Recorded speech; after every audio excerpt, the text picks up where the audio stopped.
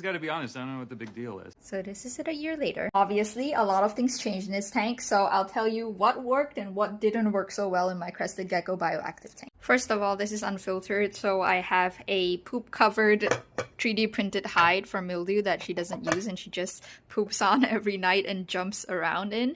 Mildew's over here actually. This is her favorite hide of choice. Oh, I didn't think I would wake her up, but she's up, so it's too late now. For the plants, it's primarily a bunch of houseplant cuttings that I just got laying around. But the plants that I got specifically for Mildew's enclosure is the Schefflera, or the umbrella plant, and this bromeliad. For bromeliads, I specifically chose ones that didn't have barbs on them. I actually got two, but the other one was too spiky, so I didn't want to risk it. This guy is pretty good at padding out the top side of your enclosure.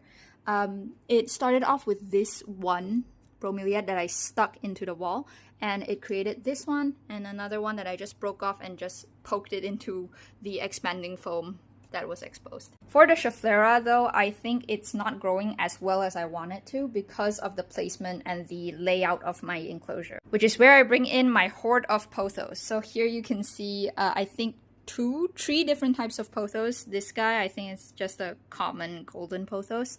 This one, I'm not sure the name, but I'll put it up here. And this guy is a Cebu blue. I like it because it also really appreciates light, so it creates fenestrations as it matures.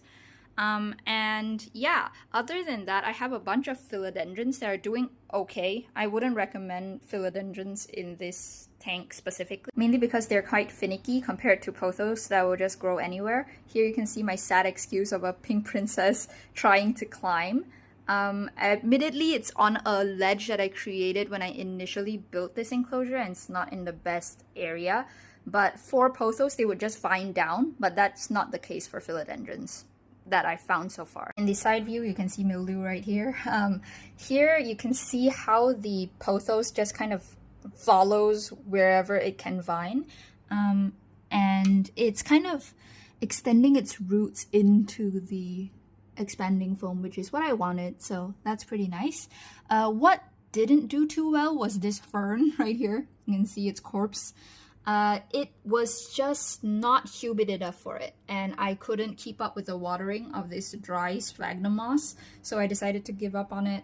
You might have more luck with a dart frog tank that would be moist all the time, but I just found it really hard to keep up with and keep alive. I also have a bunch of philodendrons on the back, but I'm running out of time, so let me know if you want a part 2 to this. Say goodbye, mildew. Sorry for disturbing you.